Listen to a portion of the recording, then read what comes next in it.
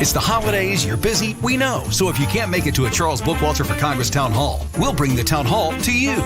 Join Charles Bookwalter Thursday nights at 7 p.m. for a digital town hall, streaming live on Facebook, Twitter, and YouTube. Jump into the comments section to join in the conversation. Make a comment or ask Charles for his opinions on the issues that are most important to you. That's the Charles Bookwalter for Congress Digital Town Hall, streaming live beginning at 7 p.m. Thursday nights. Exclusively on Facebook, Twitter, and YouTube. Search Bookwalter for Congress to learn more.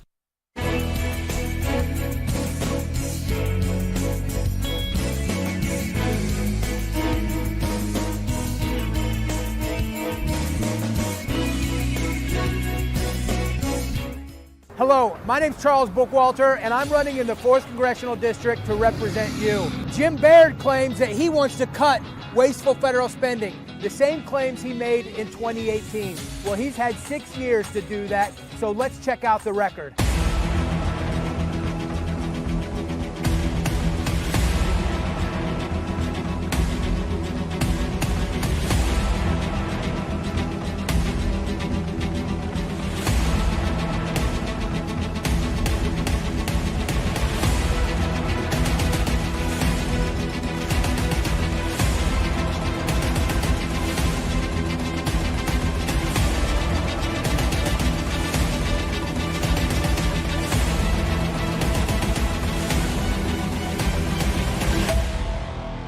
My name's Charles Bookwalter, and I need your vote on May 7th in the primary. Please check out bookwalterforcongress.com. Thank you.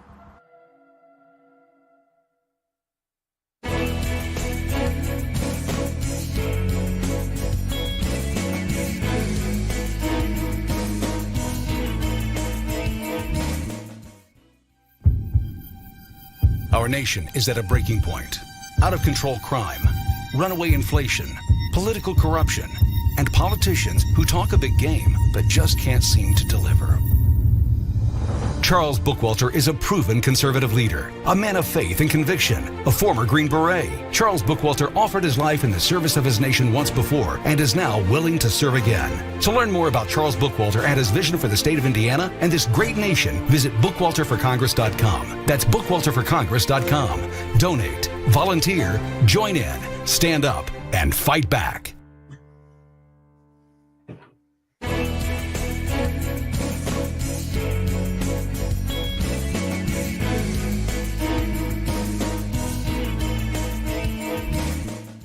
I'm Charles Bookwalter, and I'm running to represent you in Indiana's 4th Congressional District. Why am I running?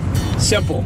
The out-of-control spending, well, it's out of control, and somebody has to do something about it. Take, for example, this taxpayer-funded billboard that was strategically placed by Representative Baird in front of my Frankfort, Indiana, Jimmy John's franchise. Nice one, Jim. Now, to the untrained eye, this billboard looks exactly like a campaign ad, but it's not. It's franked mail. It's your tax dollars being used by an incumbent to remind you of all the reasons that you should go vote for them. And every day I leave work, I'm reminded exactly why I'm running for Congress. Jim Baird won't let me forget. Thanks, Jim. I'm Charles Bookwalter, and I approve this message.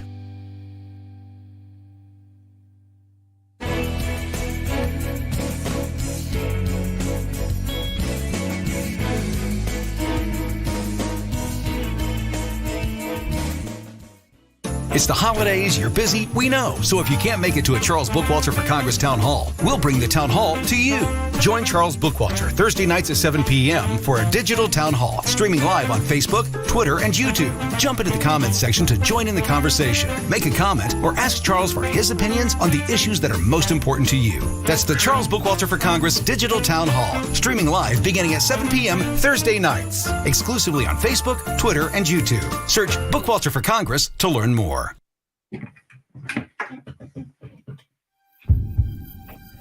Our nation is at a breaking point. Out of control crime, runaway inflation, political corruption, and politicians who talk a big game but just can't seem to deliver.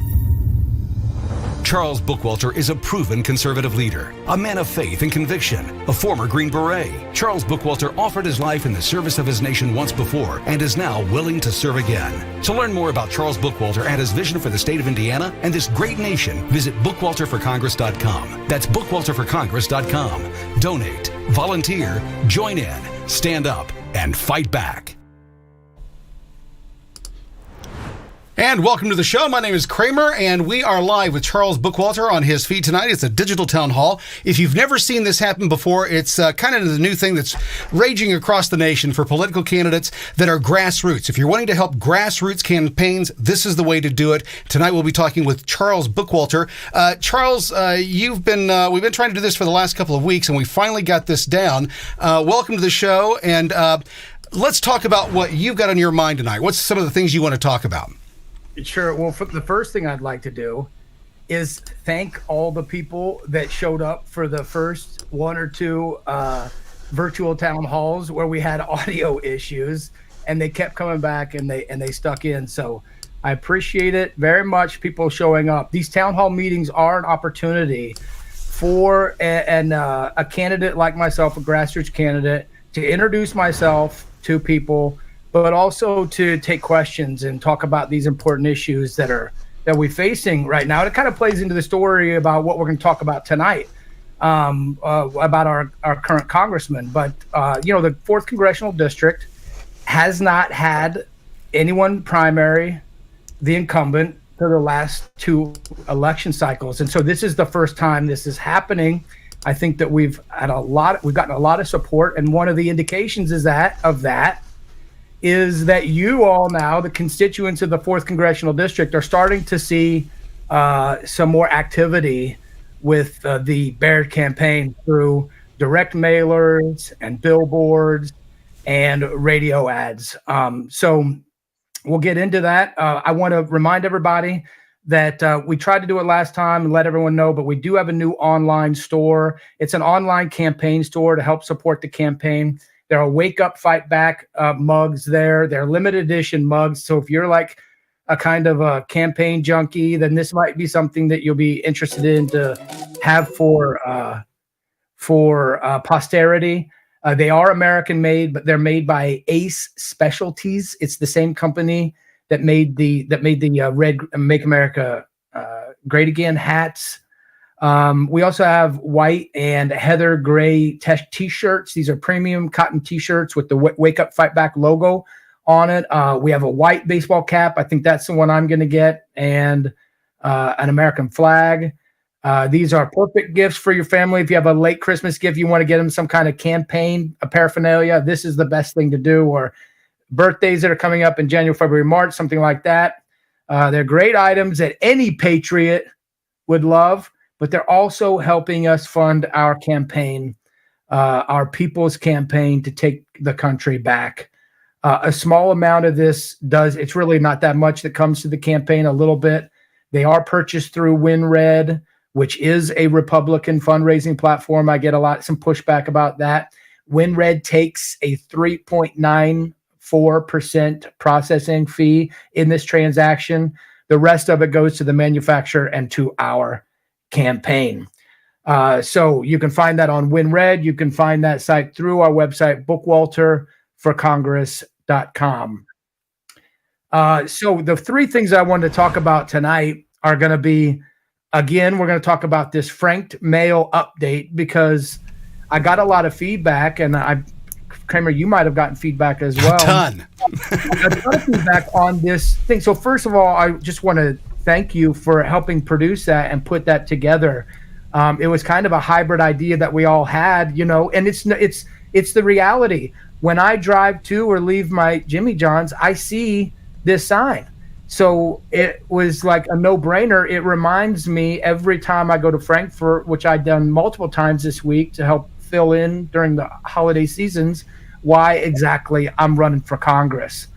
Well, let's talk about that for a second. So franked mail is a privilege that Congress gave themselves. And when we say a privilege that they gave themselves, it means they're taking our money, they're spending our money to promote themselves. That's how it's done. Now, when it was first set up, the idea behind franked mail was to allow congressional members to communicate with their constituents on a regular basis, ask questions, and give information on the things that they could do for them. For example, if you want a flag that flew over the state capitol, or you need help with a passport, that's what the franked mail system was supposed to do.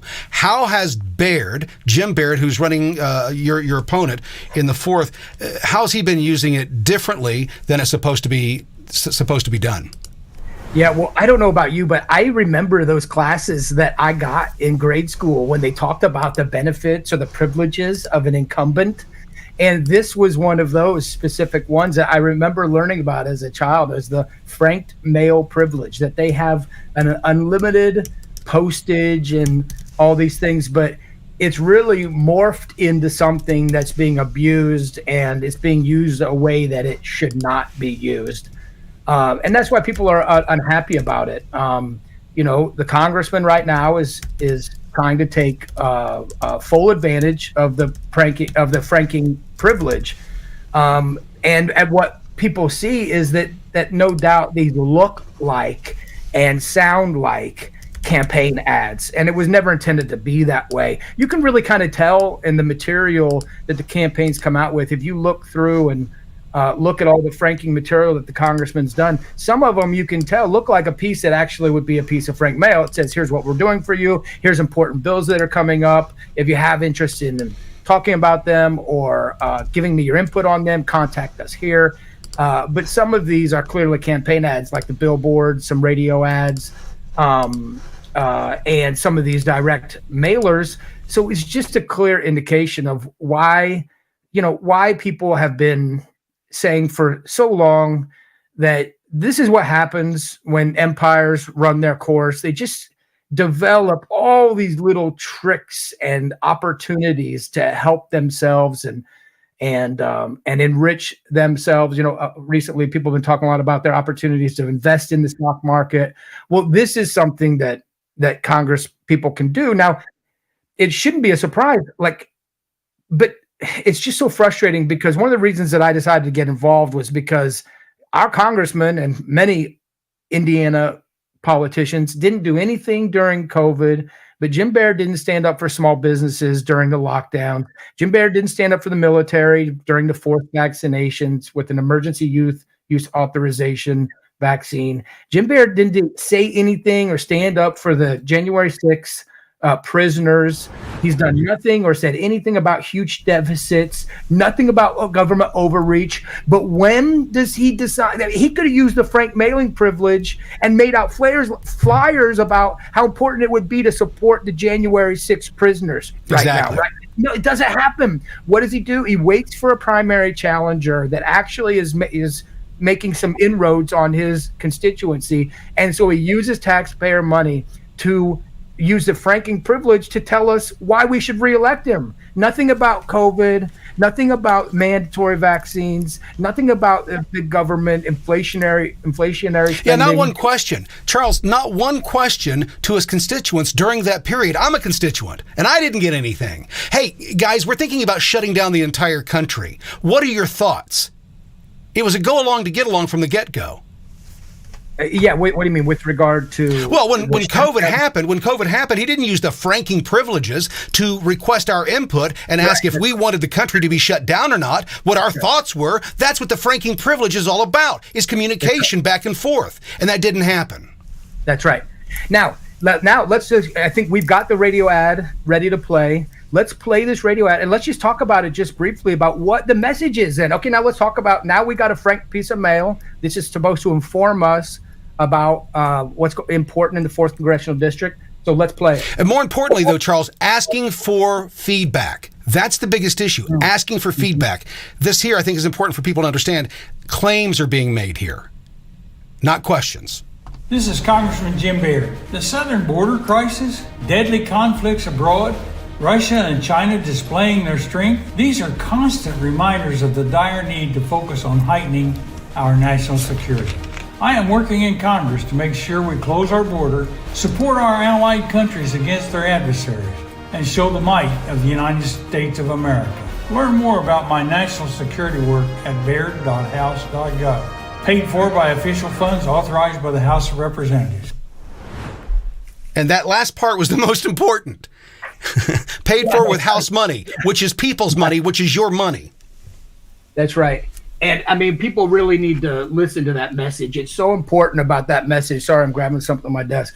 That's what I love about these kinds of virtual things where we can talk with people. It's kind of like a podcast. In the podcast, you can hear a dog barking in the background or sirens going off or whatever, and no one really cares. That's what's so great about this medium. But we're having fun. So, by the way, we haven't said that yet. The comment lines are open. So if you want to make a comment, if you're on Twitter, if you're on Facebook, if you're on your YouTube, and you want to join in the conversation and ask Charles a question tonight, get into the comment section. If you write a question, we can see it, but you've got to be on Facebook, YouTube, or Twitter for us to be able to see that and get you into the conversation. Go ahead, Charles. Yeah, so in that franked mail ad, we've already discussed the fact that it's being used as a campaign ad. That really didn't ask for our input or anything, but I'd like to talk about the message. But there's that. There's the billboards that cost about $5,000 a month. The direct mail campaigns that everyone's getting now that costs, $50K, $40,000 to $50,000 probably to send to all the constituency. And then now these radio ads. It's frightening when I think about the message of that radio ad of other countries that are, I can't remember the exact wording, but positioning themselves or showing strength abroad, I think is what it was. And about how he wants to increase and fully support the national security state of America. And fully support the might of the U.S. military and I think that's what people are really not looking forward to doing anymore. That's really the debate. And not only is Jim Baird using the money to make an ad like that, he's not listening to the constituency. Like already we can see in Ukraine that the Americans don't support sending our taxpayer dollars to Ukraine, even though Jim Baird voted for every single one. A message like that only tells me that if you re-elect Jim Baird, you get more of where that came from. You get more money to so-called support allies abroad, but really is just more money for war abroad. That $50 billion or $50 million a month that they need to send to the military industrial complex that was once going to Afghanistan and then went to Ukraine needs to find a place somewhere. And Jim Baird is going to help them find that place. That's what that ad tells me.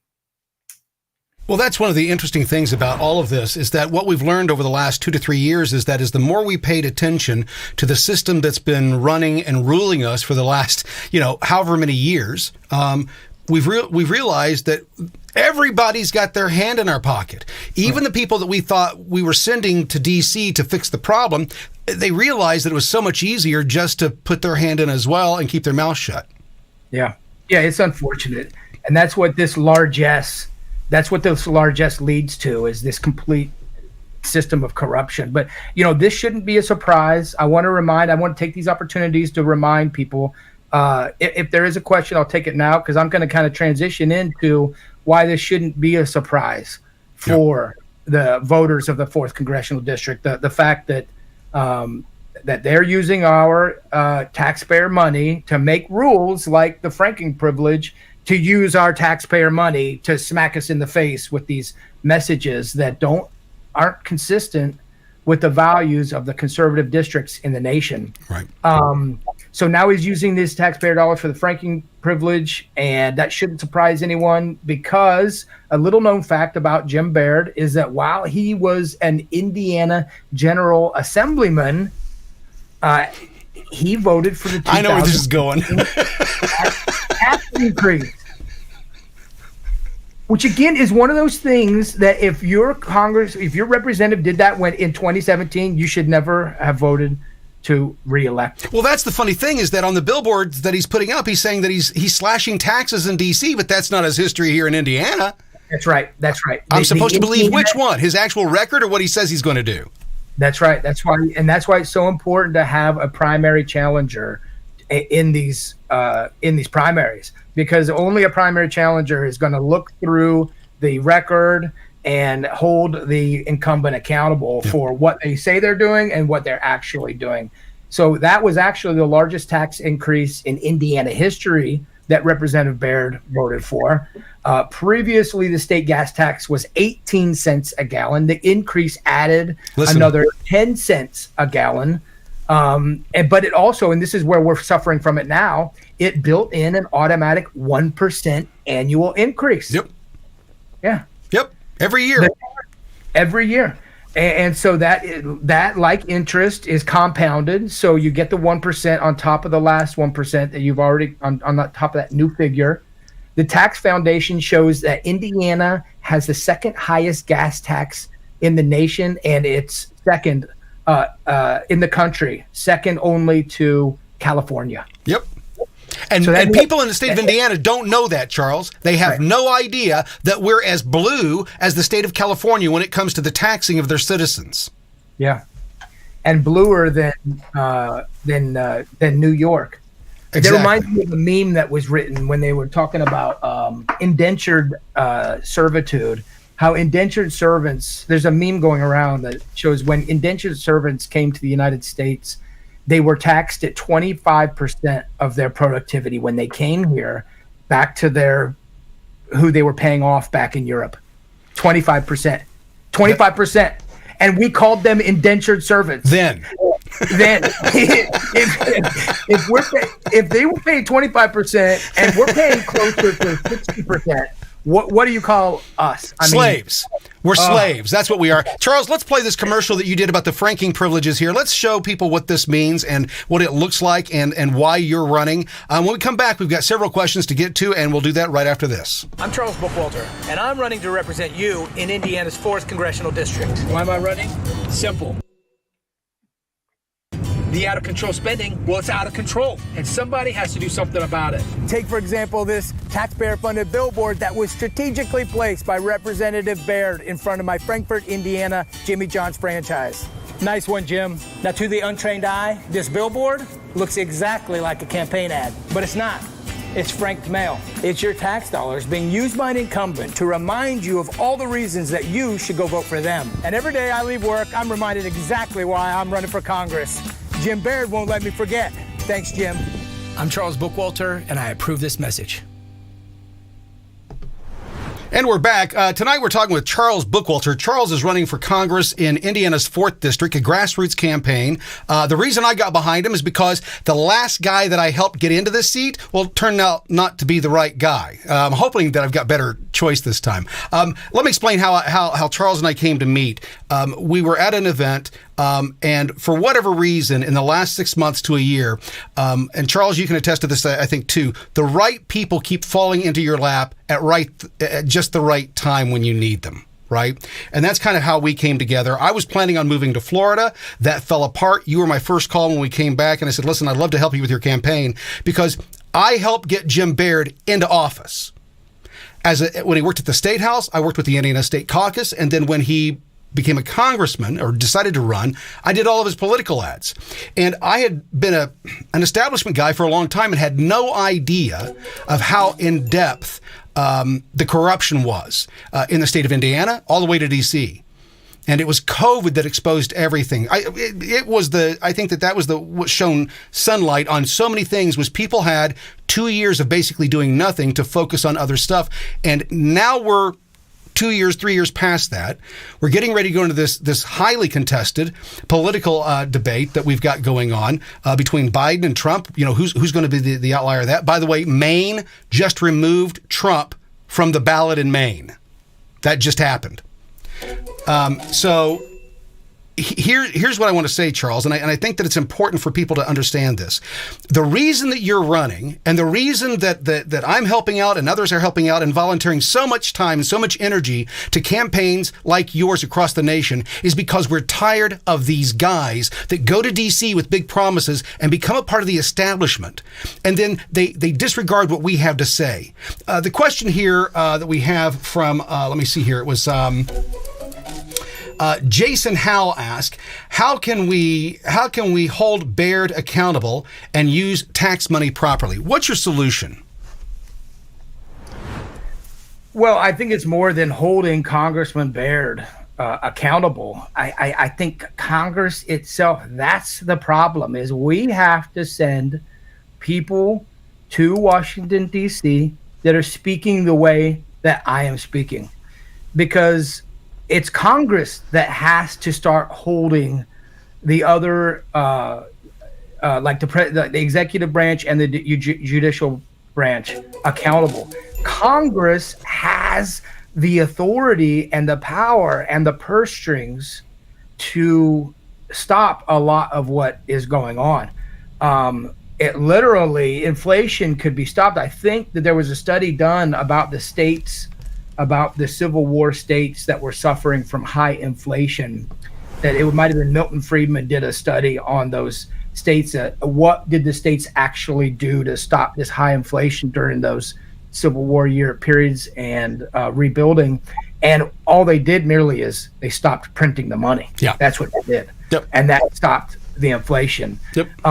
So, here's another thing that you have to do is we have to hold one another accountable. This is one of the most important things, so that I am being held accountable when I say that I'm willing to go do these things, and then I do or don't do them. When I say that I'm not going to use the franking privilege to campaign, then I need to be held accountable for that. Agreed. When I say that I'm going to go to Washington, D.C., and I'm not going to trade the knowledge that you receive that's why a lot of these people do this. They go there knowing that they can trade that knowledge and authority and power and privilege and access to it into a good financial lifestyle for themselves. And that's a problem. And if you even have a hint of your congressman doing that, then someone needs to primary them, and you need to get them out of office. Well, one of the biggest issues, Charles, is how long people spend in Congress. They get more power the longer that they're there. They have more tentacles into everything the longer that they're there. We've got a question here from Love Thy Neighbor. They're asking, do you believe in term limits? Let's hear about that. Yeah. So, I can't even. There's a look up the Love Thy Neighbor tattoo. That's a great one. It's a great tattoo by Sailor Jerry. Love thy neighbor. It's also a scripture. It was a reference. So, sorry, what was the question again? It was about the term limit. So I just want to refer and remind everyone, although we haven't announced this, and I think we sent out a press release, is I have been endorsed by U.S. Term Limits, or the U.S. Term Limits organization. I've even received some financial contribution from a board member there, and I've signed the U.S. term limit pledge. So I do believe in it. I understand there's a good argument about why you can't do it immediately, because you do it immediately, then guys like Thomas Massey, that's been there for 10 years and is probably the greatest U.S. congressman that we have right now. You can't kick him out, right? Even though he's been there for longer than 3 terms. So there has to be a phasing in of this. I completely understand, but we really need to turn our government back into something that this is why we can't give that much authority and power to this entity, right? Is because people turn it into something they use for themselves for self-aggrandizement, and that's a problem. That's why our founding fathers and so many people just post a revolution have always said you've got to keep these powers to yourself, the people. Otherwise, it may not be in 5 years, it may not be in 20 years, like Jefferson said, it may be in 300 years, but ultimately you're going to have a system that votes itself into incredible amounts of power and prestige and authority. And again, it's important for people to realize that we're governed by we the people. So we the people really is our neighbor, right? And Charles, I like you, but I don't want you managing my money. Mm-hmm. Right? Why would I want you going to D.C. to manage my money? What would be the difference? I don't get that. People have to understand that. We've got another question here from my lovely wife who jumped on the conversation. When you get elected and in the office, how will you gauge success, and how do you plan to communicate with your constituents? I'll start the first question, the second question first, because that's what we're doing here is this town hall meeting. Look, if these town hall meetings continue to be successful, there's no reason why I won't win the primary and then continue to communicate to the constituency through a Thursday night town hall meeting. Here's another thing I would do. I would invest in the district. That means that with the budget that you have, and I don't know the exact numbers, but you have a budget as a congressman, I would see what my limits are. I would like to open 4 or 5 district offices within the district to have a heavy presence within the district. I also don't intend to live in Washington, D.C. This is the one place where I tell taxpayers that I'm going to cost them a little bit of money, because I am going to travel back and forth to Washington, D.C. I don't want to live in Washington, D.C., and I want to maintain my residence here in the district, close to the people and among the people, and continue to be. Well, talk about that. The reason why, though. I mean, you've got 3 young daughters. Who wants to put them into that mess, the swamp, right? Oh, yeah, of course. Yeah. I mean, let's face it. A lot of what all of us are doing is we're praying for peace and preparing for war.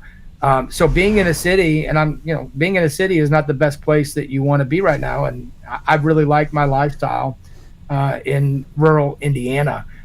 So I intend to stay here. I intend to stay highly engaged in the district by, like I said, opening up multiple district offices, 4 or 5, and helping lead the Indiana Republican Party in the 4th Congressional District through county chair people and precinct committeemen, and really building a strong conservative party with a robust voice in Indiana that knows that anywhere that Congressman Bookwalter goes, that you're going to hear the same message that you want to be told, whether it's down at a meeting with the Indiana GOP in the Indianapolis in the State House, or in Washington, D.C., or to some of these events where I have an opportunity to talk to influential people, that I want the people to know that their voice is going to be heard. I think that's Charles. I think that's what people are looking for. Especially the establishment has proven they do not care about the American people. Very few. You can handpick a few in the Republican Party that are stand-up people. They do the right thing. They're willing to take the slings and arrows. And that's one of the major concerns. When you get to D.C., how do we know that you're not going to get there and turn into one of these people? Well, look, these town hall meetings might be a really good opportunity to kind of prove that. The minute you see me distance myself from the people means that, other people have my ear or are influencing these decisions. So this is what's expected of our Congress people. And I think that the people will be able to see it in the voting record that I'm willing to demonstrate to the Hoosiers of the 4th Congressional District. I would be real. People often say to me, what do you think you're going to do? You're just one guy. You can't do anything. All that. That's what they say, right? Well, right. Look at Thomas Massie. I would be very happy and proud. And you said the wife. I'm assuming that was Mary. Yep. What does a successful record look like? Thomas Massie. That's what in my opinion, that's what a successful voting record looks like. What would success look like to me? It would look like a voting record that is very similar to or parallels that of Thomas Massie. A true patriot and conservative in Congress right now. No, that's what we need right now more than anything else. Another question from Tammy Murray. What are your thoughts on the Colorado Supreme Court decision keeping Trump off the ballot and SCOTUS certified? Yeah, I think it's terribly frightening. I think it's just another piece in this puzzle that shows, the frailty of where we stand right now as a nation. I think it's going to be overturned. I think the Supreme Court is going to overturn this, but that doesn't really satisfy my problems with it. What if the Supreme Court did not overturn this, and then 7 more states decide to hold him off the ballot? It just broke that Maine has now joined in. So we've got 2 states now.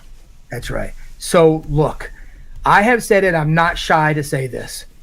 I've read Strauss and Howe's book, The Fourth Turning. The Fourth Turning, and there's a lot of accuracies in this and the way these things kind of play out. But the way that our economy looks right now and where we stand makes me think that and with inflation and where we are as an economy domestically and in the world, makes me think that the United States doesn't have that many options. And in most of the situations like this, like Strauss and Howe kind of play out in that Fourth Turning, is that they all inevitably lead to one thing, and that is some kind of big war. That's why I am really advocating strongly about the United States getting involved in another Middle Eastern war after the last one that cost $7 trillion. And we really secure our border and we start looking at what's happening domestically. And I'm not trying to scare people, but I'm just saying that these massive wars for example, 1860, that epoch, that was a fourth turning. Yeah. The Civil War itself was a fourth turning. It's these events in history that result in these catastrophic events in human affairs. And I think we're on the precipice of one of these, and a lot of people feel the same way. And so that Colorado decision really, it's like another piece in that puzzle of government doing something that is, and it's not whether it's right or wrong. First of all, whether it's right or wrong, because I'm a big advocate of states' rights.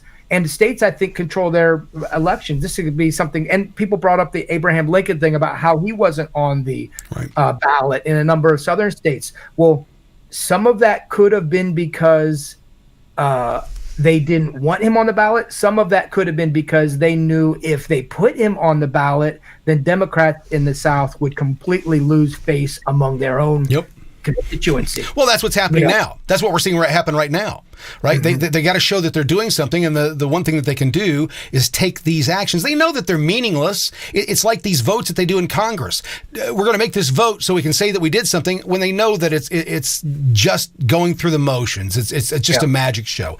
And it could. Let me just say this last thing, and it could be just another thing that they tried to use among us to divide us from the two major enemies as human nature that we have. Yep. The Federal Reserve or banking interest and big war.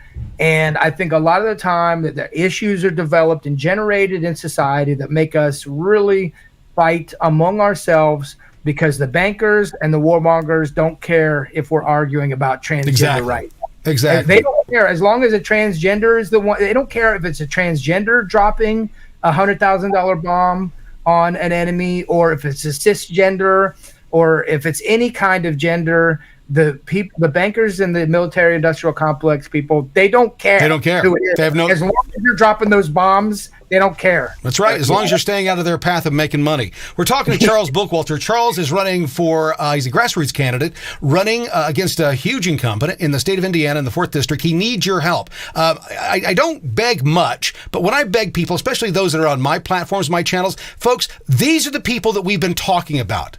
These are the candidates. You've been saying nothing's happening. This is what's happening. And you've got to get behind them. Or, worst case scenario, go the path that you've been going for the longest time and continue down the path where we are. We'll be talking about the economy, and I think that what's scary, Charles, one of the graphs that you showed has something very scary. Give us a clue, give us a hint to what that is before we go to break here. Yeah, well, I'll just tempt everyone by saying that there's a debt spiral that I think the United States is in right now, and it has to do with the payments that we pay on our debt and how big those are, really, and how looming they are. Scary. We'll be right back after this. Our nation is at a breaking point. Out of control crime, runaway inflation, political corruption, and politicians who talk a big game but just can't seem to deliver. Charles Bookwalter is a proven conservative leader, a man of faith and conviction, a former Green Beret. Charles Bookwalter offered his life in the service of his nation once before and is now willing to serve again. To learn more about Charles Bookwalter and his vision for the state of Indiana and this great nation, visit bookwalterforcongress.com. That's bookwalterforcongress.com. Donate, volunteer, join in, stand up, and fight back. And welcome back. We're talking to Charles Bookwalter tonight. Charles is running for Congress in Indiana's 4th District. And it's interesting. We tried this a couple of weeks ago. Then we tried again. We had the technical issues. What I want to say is, for those that stuck with us, this is the tenacity of this campaign. It has been one thing after another, technically and vehicle-wise. Let me put it this way, folks. You've got a group here that it's not going to stop. One of the things that got asked while we were going to break there, is Jamie Ortiz asked the question, how do you feel about Indiana succeeding like Texas is pushing the Texit? Would you be in for something like that? I've already thought of the term, Jaime, and that would be index it. Index it, baby. I think I've always supported states' rights to secede. I always have. And that seems so foreign, right? I mean, to people today, to hear that a state is going to secede, but that was something that was used commonly as a threat by states early on. Yeah, that's right. Yeah. Because the power lies in the state. The Civil War settled that. That's what everyone likes to say. I don't necessarily agree with that. I do want to say one thing that you brought up, and it was also what you said about how we came together, originally. And another guy on my campaign team, and I talk about this a lot, when it came to you and I meeting, Kramer, I just showed up, right? That event we went to, I was debating, what do I want to go? I don't know. Is it going to work out with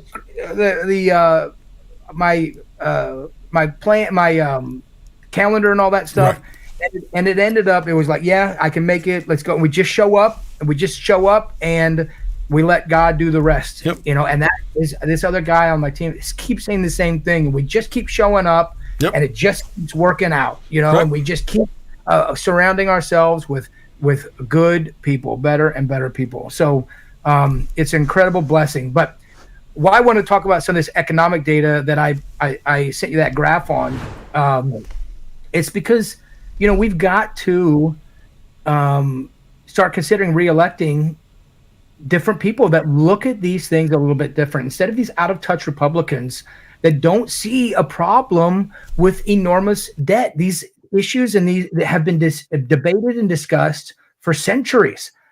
So I wanted to take some time tonight to look at some economic data. Many have heard me say that that debt is the greatest threat to our country, and one is because the debt through the Federal Reserve, through fiat currency, is partly responsible for this out of control and corrupted government. It wouldn't be possible without all of this printing of this money. In fact, the founders, when they were developing this system, wanted specie payment, not fiat currency, because they knew that in European history, the only way that a war was able to be maintained is if a government was able to create some kind of fiat currency. They were never able to go to war if they had to go directly to the citizens with direct tax payments, asking them to support wars, because the people never wanted that to happen.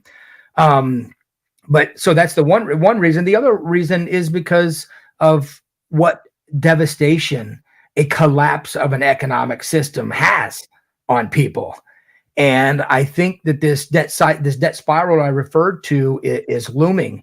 The managerial class is who I refer to them, the people at the Fed, the academics, some of these economists, with all their great models. They've gotten Americans into this crisis situation. And that crisis is this, that the U.S. Treasury is running out of creditors. It's running out of creditors, both foreign investors and domestic investors. That right now, unfunded liabilities are already a net drain on the economy. This is kind of the big picture, that tax revenues aren't keeping up with our expenses despite being at an all-time high, our taxes of what they're bringing in with taxes, and that there's no plan for some kind of emergency in the models. As they model this out, they don't plan for any emergencies like COVID, for example, or a war, for example. That the U.S. right now is in a QT period, a quantitative tightening period, although that's about to loosen, and we'll see why. But that's just another reason that we're in this kind of crisis, because we're in QT. And that this is a little more esoteric, but that the primary dealers that buy U.S. debt, when it goes to auction and it's not purchased, that too is at an all-time high. Not to mention these these government stoking social issues, social war, transgenderism, race issues, multiple war fronts. Factors like that also make me think that we're in this period that we're in because of how government and some of these elites are creating. Well, you're not the only one. Charles Dahlia. I'm sorry. Is it Roger Dahlia? I think is his name. Is screaming this from the rooftops. The exact same thing. He's a multi-billionaire, Charles. So you're in the right mindset, right? You're thinking the right thing. Yeah. The fact is, the treasurer is running out of creditors, and right. So. And there's the Fed recently came out with a graph that showed that investors. This is a different one.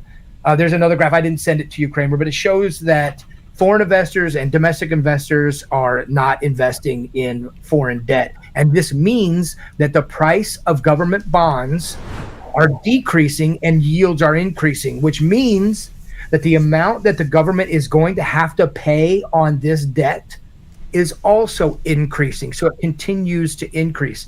And this is a very big issue for the government. And why I keep saying that it's our single greatest threat, because these things ultimately, they lead to these kinds of dollar collapses and economic collapses in empires. Now, I heard it today, and I've heard it before, that one of the first objections out there is typically, whatever you, Chicago school or Milton Friedman economists or whatever, you fiscal hawks have been saying this for decades. And that's true. You've probably heard this for decades, Kramer. I know I have heard that fiscal hawks have been saying that the debt is an issue for my entire life. My entire life. That's right. My entire life. Yeah, it's the same issue we've already had, but this time it seems that this really is a serious concern, because they have enormous amounts of debt supply coming onto the market, but no one there to purchase it. So there's no one there that wants to purchase this debt that the United States is coming to the market with. So there's a decrease in demand. They're about next year, I think. This year, $7.6 trillion is going to mature in debt.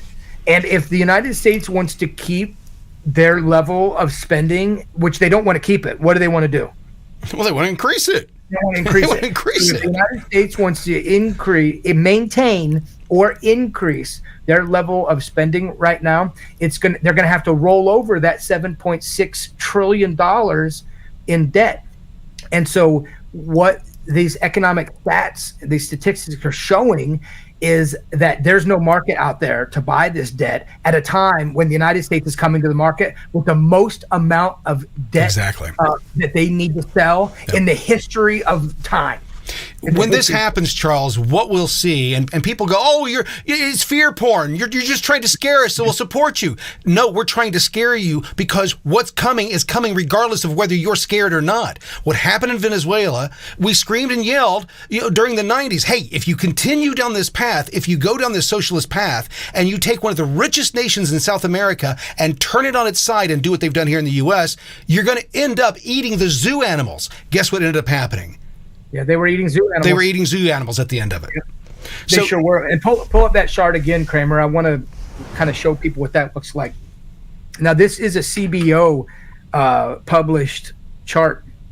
These are CBO numbers, and this Congressional Budget Office is actually known to be relatively non-biased in their reporting and stuff. And you can see that particularly starting in 2023, the net interest payments are going to take up a huge portion of the total deficit spending, or what is the total government budget. So the debt that we are accumulating is affecting what the government is going to be able to spend money on in the future. So what it means is like, let's say you have a credit card that you've completely maxed out at an interest rate. Well, what this chart is showing is that the United States government is about to go to another credit card company and ask them to borrow money so that they can pay the interest on the debt. not the principal on the debt, but the interest on the debt. This is not a good. It's very scary. It's extremely scary. Yep. And tax revenues aren't keeping up. No. With this, despite us being taxed at one of the highest times and the highest rates we've ever been taxed in our lives. We work from January to May to pay taxes to our federal and state governments. Yep. And this is how tax spirals this is how they work. They just tap out every entity they can. In fact, there was a Zero Hedge article last week that states that the IRS rakes in a record 49 trillion taxes on Americans amid the enforcement crackdown. So this is happening despite the IRS bringing in records, right? $49 trillion. So if you've ever heard the expression that people say sometimes, and they say, "How did you go bankrupt?" Well, it was a long time, and then it was really fast. Very slowly at first, and then all at once. And then all at once. That's what these massive debt spirals look like. So to tie that all in, what I'm saying is that when people say, "You guys have been saying this for decades," no, this is just the reality playing out. This is what debt spirals look like. They can last for 5 years, 10 years. They can last for decades long. But it still is a debt spiral, and it still, needs to be fought back against. Well, and I think it's important. The reason that we got here, Charles, and for people to understand the reason that you're running and the reason that you're explaining this tonight is because what the federal government and the Reserve have been doing in tandem with each other for years is that, well, if you or I ran out of money and that we decided to go to the printing company and print off a couple $100,000, so we can make it through the end of the month or end of the year or whatever, and we print off $200,000, we go to jail. That's called counterfeiting. Mm-hmm. When the Fed does it, the exact same thing. They print counterfeit money. It's called quantitative easing. Mm-hmm. They gave it a fancy name. It's highbrow counterfeiting. Your money has less value. That's why the dollar of 1971 doesn't have the same purchasing power of the dollar of 2023 because of how they devalued the money since they took it off the gold standard since 71. So that's the situation that we're in. They keep printing counterfeit money and telling you that it's your fault. One of the questions I want to go to before we go to another break here, Charles, is John Schrock wants to know is how do you intend to address the issue of election integrity? What is your fight in Washington going to be for election integrity? Thank you, John, for that question. I'm going to take the opportunity to talk about what we're doing in Boone County right now. In Boone County, there is a small group of us that is a political action group that's working with Indiana First Action. We're completely separate, but Indiana First Action has studied election integrity so much. They have so much data and so much information that usually we defer to them when it comes to presenting some of this material. We go to every commissioner's meeting in Boone County because the election board and the county clerk has refused to listen to us. So we have created some notices and we have submitted them to the commissioners, to the election board, the clerk, everyone involved, that we want to get back to single day voting.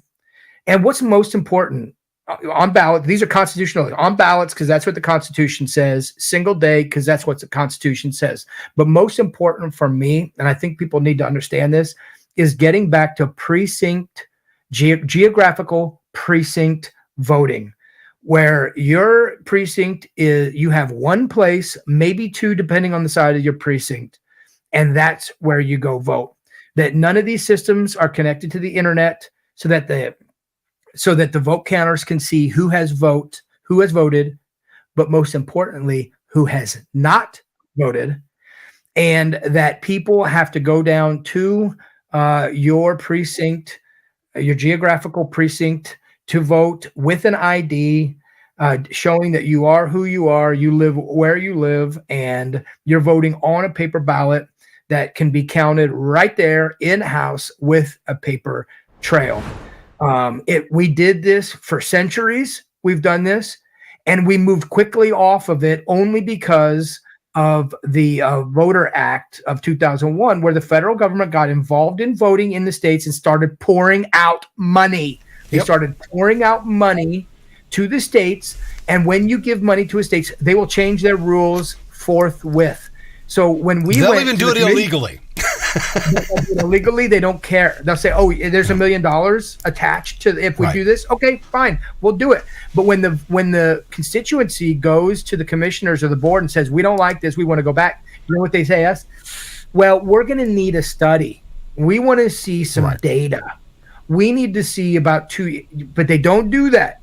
Well, they didn't do a study getting into the mess. That's right. That's right. They make a decision. That's right. When COVID happened, they completely changed how we vote, how we do absentee voting, drop boxes, absentee ballots, vote harvesting ballots. I've seen even a push to send out ballots that are already signed, that the voter just needs to check in a box, things like this. So they'll change the rules very quickly when they wanted to take money. But it's hard for us to get a change back. So as a federal legislator, I will work to take the money away from the Fed that they give the states for voting. It's a huge incentive for the states to keep doing business as usual, voting on machines, voting with vote centers, which are all things that we need to look at getting rid of. And we're working out in Boone County. In Indiana, in Boone County, there's no county that's further ahead of trying to get a change done than Boone County. Yep. We are leading the way on this, and there's a concerted effort by a large group. We have 300 of these notices signed. At these meetings, we have 20 people show up and want to speak at these meetings, and the commissioners and the local government, they're listening. And that's what it takes. It takes people showing up. I keep telling people, Charles, that they go, well, nothing's ever going to happen. Well, that's because you don't show up. That's right. You're not sitting in a chair at 9 o'clock in the morning in a county commissioner's office. You're not the one sitting there.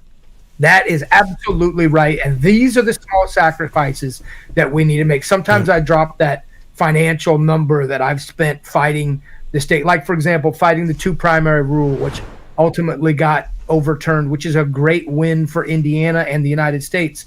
It costs a lot of money, but it doesn't matter. Like we have to be willing to sacrifice our time, our talent, and our treasure in these fights to secure our liberties as Americans, and not just Americans, but humans living in this world. This fight, it's right at our doorstep. We have to sacrifice our time. You have to take paid days of leave if you have to. You have to show up at these meetings. You have to follow groups like I'm associated with and campaigns like mine to understand and learn how you can get involved in even once a week. Yep.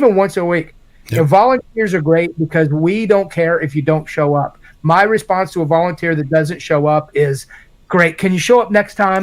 Right. That's fine. But maybe next time you can show up. Well, right? let's take a break here and get your thoughts together. We've got 5 minutes left or so. Let's wrap up on what the campaign needs immediately. What could you work with immediately? We'll do that right after we come back. Hello, my name's Charles Bookwalter, and I'm running in the 4th Congressional District to represent you. Jim Baird claims that he wants to cut wasteful federal spending, the same claims he made in 2018. Well, he's had 6 years to do that, so let's check out the record.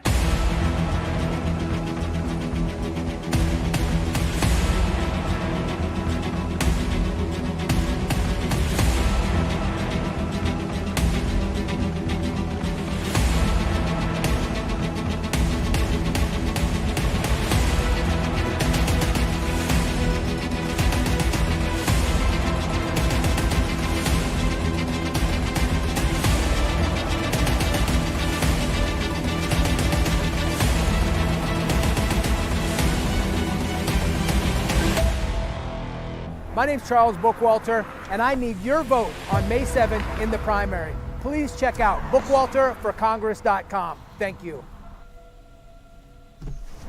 And we're back. Charles, while we were gone, we got one last question. I think we might go a little longer here because I think you were going to want to ask this one here, or answer this one here. It's one of the hottest questions. We were talking about it earlier today. What's your position on the wars in Ukraine and in Israel? That question coming from Rob Webster off of X. Oh, hold on a second here. Let me unmute you. There we go. Now you can go. Sorry about that. Yep. Thanks, Rob, for the question. My position hasn't changed. I don't know if Rob knows my background, but I am a former Green Beret. I've done 2 combat tours and earned a Bronze Star for my service in combat. I was against the Ukrainian war from the very beginning. I don't think that the United States should look. I think that the United States would resolve more issues and lead to more peace in the world if they actually weren't choosing a side in a lot of these conflicts abroad. It's what our mandate was. It's what our nation was founded on. It reminds me of the Monroe Doctrine and the corollary to the Monroe Doctrine under Theodore Roosevelt, that the United States is right to want to protect their immediate geographic location, but to also understand that there's also countries in the world that want to do the same thing, and we need to respect that. So we should not go searching for monsters abroad. We should not build an economy that is a war economy, that everything comes down to advocating for and celebrating war as an American economy. And that's really what the economy now in America, it's a big portion of it is on the military industrial complex and supporting overseas expenditures and war abroad, and it has been for the last 50 years. And I don't want my taxpayer dollars going towards that. And it's no different with Israel. I don't think the United States, and as a Christian, I feel the same way, that the United States should not be choosing a side here, but should be working desperately to stop the killing, to stop the innocent lives being killed on both sides, and should be doing whatever it takes to get to some kind of peaceful resolution anywhere in the world. But that's not. The United States is a purveyor of war. That's what we sell. It's unfortunate. I hate to even admit it, but it is what the United States sells. And I'll try to wrap it up saying this one thing. Everyone knows it too, Kramer and Rob. When I went to Washington, D.C., I was met by a lieutenant colonel in the Army Special Forces, Ivan Raiklan. He lives out in Washington, D.C., and he does a lot of work to support the January 6th prisoners. And he and I were walking around one of the congressional buildings. We were going to meet with someone, and we saw, and I can't even remember the representative at the time, his name, but he had a Ukraine flag out, and he had an Israel flag out, and wanted to support financially all these things. And when we were outside that office, the Romanian ambassador and delegation came up and walked up, and we were standing right up there, and we started engaging them and talking with them. At the time, I didn't know that it was the ambassador to Romania, but there were 3 or 4 of them. They were very well dressed, and they started engaging us, and they really liked the idea that we were supporting Ukraine. And they didn't know that I was a former Green Beret. They didn't know that Ivan was a former Green Beret, that we had both served in multiple conflicts like this. We were telling them that we didn't want to do this as a problem. They're like, and they were like, look, in their Romanian accent, they're telling us, you don't understand what you're talking about. What do you mean? This is good when you guys give us money, because when we go choose, this is what he said, when we choose where we're going to buy our missiles from, we choose to buy them from you. So it's good for you. How out of touch is that guy? You think that helps me, Charles Bookwalter, living in rural Indiana? Do you think that buying missiles from these giant corporations through a lend-lease operation they're doing like World War II is beneficial to the average American? You're out of your minds. But they admit it. They admit it everywhere. Everyone admits it. This is a good thing that America gives all this money to these countries and chooses a side so that they can turn around. And that's what I mean by building an economy on war. And Americans should be offended by Disgusted. this. Disgusted. Disgusted. Our mandate is a strong defense. That's our mandate, and that's not what we're doing. Nope. We're on the offense in a number of different countries and a number of different continents, and we've got our noses in places that we shouldn't. And every once in a while, those noses get bit. And when they bite America's nose, it cost American boys and girls their lives, and it's sickening. Charles, let's wrap up with what does the campaign need most right now? If you had to make a list, what would be the first thing on that list? Well, I always say the three things again because it's biblical, but time, talent, and treasure. It's the same thing that anyone ever needs. Time, talent, and treasure. It's what most people, it's what you have. You either have time, you have talent, you have treasure. You may have a combination of all things. But as we move into this new year, okay, this is about to change. The political season is really kicking off. We've been running since May 21st, back when people weren't interested in a campaign, but we knew what we had to do. And things are really picking up now. So we can use people that everyone asks for money. Yeah, we need money. But the fact is I realize we're going to have to run a campaign on a shoestring budget. But we could also use people's time and people's talents. And that means people that share our links everywhere we go. Follow us on Facebook and Twitter. Send this information to 10 of your friends and get them to join a town hall meeting. Volunteer for the campaign. Again, as we move into the new year, we are really starting to look at like our yard sign campaign, our door knocking campaign. Volunteer to door knock for us, with us on a Saturday. We door knock every Saturday. If you want to take your country back, then you're going to have to engage a little bit. Join me for one of the instructionals that we're going to do on how to prepare for these times where you're praying for peace and preparing for war. It should be a mindset that you have, and you should teach to your children. I can help people understand like what it looks like to prepare, what it looks like to live in a nation that has civil unrest, if that was ever to happen in the United States, but always praying for peace. And then, of course, the last thing is prayer. That's it. Prayer is powerful. Prayer is absolutely powerful. I believe in it. I subscribe to it. It's why I think that the United States is kind of falling, and other Southeast Asian and other countries are really starting to build, because I think that their relationship to God is increasing and ours is decreasing, and that's a problem. So, reach out to my campaign, sign up for my newsletter, engage our campaign, and share this so that we might be able to get a little bit of support from some major media, because they don't want a candidacy. They don't want a Charles Bookwalter getting much attention. Well, Charles, let me jump in here real quick. I'll be real crass. Charles is dancing around the issue. We need money, folks.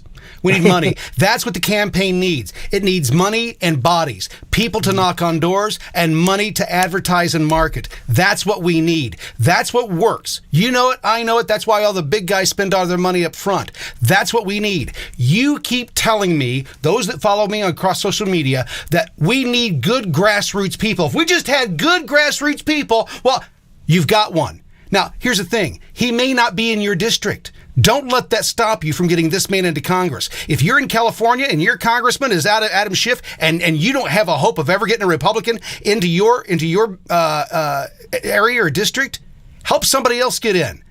That's how it works. We build by helping those that we can. I joined this campaign. First of all, Charles, I don't get paid anything. This is volunteer. I help do this. I've got a skill set. I love doing it, and I'm so excited about what you guys are doing. Kramer. Say that again? We appreciate you, Kramer, so much. So I am begging. I am begging. You've been screaming for the last 3 years. We need change. We need change. We need change. The way that you get change, the way that you get term limits, the term limits you're demanding everybody sign, the way that you get that is you enforce term limits. The term limits for Congress are every 2 years. You can vote somebody else in new. So if you're tired of the old, get the new. Try out the new. And what is the old going to say to you? Well, you're going to trust the devil you don't know? Listen, we've already found out that everybody that's there is already devils. Let's see if we've got some angels that we can send there that remain angels. It's time to start doing that. Charles, do you have anything last to say? Yep, I always remind people, remember, it's not an R or a D after their name. It's a C. They're captured, and if you need to resend someone every 2 years, and that's what you need to do. But I appreciate it. We're not going to be supported by lobbyists. We're not going to be supported by PACs. A campaign like mine needs a contribution from every Liberty person that's willing to donate. Yeah, and with that, we can, compete a little bit with a huge campaign of an incumbency. So we really appreciate it, and thank you very much. And we look forward to seeing you again next Thursday with some new issues. And breaking news. You've got a that's right. Huge news, major endorsement. Going to announce that next week. Yep, major endorsement. I think people will really be excited to hear. So we're asking you to tune in next Thursday. Well, we'll see you then. Until then. I'm Charles Bookwalter, and I'm running to represent you in Indiana's 4th Congressional District. Why am I running? Simple. The out-of-control spending, well, it's out of control, and somebody has to do something about it. Take, for example, this taxpayer-funded billboard that was strategically placed by Representative Baird in front of my Frankfort, Indiana, Jimmy John's franchise. Nice one, Jim. Now, to the untrained eye, this billboard looks exactly like a campaign ad, but it's not. It's franked mail. It's your tax dollars being used by an incumbent to remind you of all the reasons that you should go vote for them. And every day I leave work, I'm reminded exactly why I'm running for Congress. Jim Baird won't let me forget. Thanks, Jim. I'm Charles Bookwalter, and I approve this message.